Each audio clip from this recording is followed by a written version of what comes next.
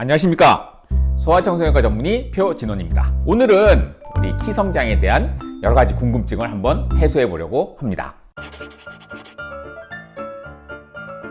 운동을 매일 하는 게 좋나요? 격일로 하는 게 좋나요? 운동 스케줄은 사실은 그것도 이제 여러 학자들이 연구를 해봤는데, 운동 선수가 아닌, 운동 선수는 좀 예외입니다. 좀 다른 얘기인데, 일반인들 입장에서 보면 학생들 사실 공부하는데도 시간이 많이 필요하고 학원도 다녀야 되고 여러 가지 바쁘죠. 바쁜데 그 성장을 위해서 운동하는 시간을 매일같이 한두 시간씩 내야 된다. 쉽지 않은 이야기입니다. 그래서 가장 이상적인 스케줄은 사실은 매일 하는 것보다는 격일로 하는 게 더 좋다고 하죠. 그래서 유산소 운동이든 근력 운동이든 1시간 정도 해주고, 쉬는 날은 스트레칭 해주고, 이렇게 격일로 해주고, 일주일에 한 번 정도는 좀 강도 높은 운동, 예를 들어서 등산을 한다든지 인라인을 한 2시간 탄다든지 하는 강도 높은 운동을 일주일에 한 번 정도 해주는 그런 스케줄이 운동선수가 아닌 보통의 아이들에게는 가장 이상적인 스케줄이다, 이렇게 말씀드릴 수 있겠습니다. 그것도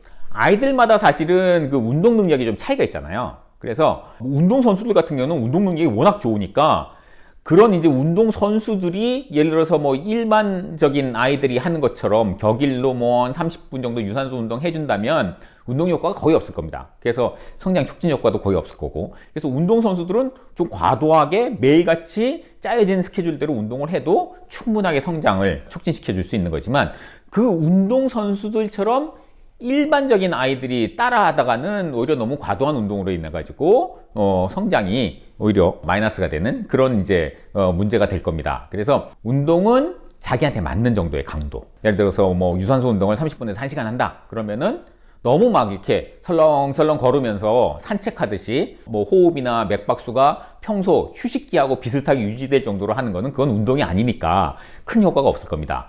적어도 자기 최대 산소 섭취량의 75%에서 90% 정도. 그러면 이제 어느 정도냐면 이제 운동을 해서 내가 숨이 찰 정도, 너무 숨차서 헉헉거리는 게 아니라 이제 숨이 좀 찰 정도 할 정도의 운동이라면 충분한 강도가 되는 거죠. 그 정도의 강도로 30분에서 1시간 정도 운동하는 것이 가장 좋고 격일로 해주는 게 좋다는 겁니다. 물론 이제 운동 능력이 더 좋은, 운동선수는 아니지만 나는 운동을 좋아해서 운동 능력이 더 좋은 아이들이라면 매일 운동을 해도 성장에 전혀 문제가 없고 성장 자극에 도움이 될 겁니다.